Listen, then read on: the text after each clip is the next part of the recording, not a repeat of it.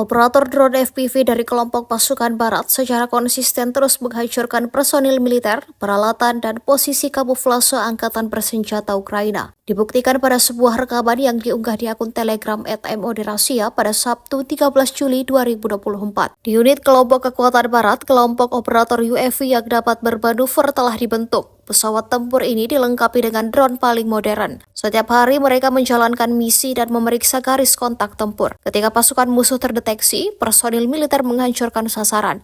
Unit beroperasi siang dan malam.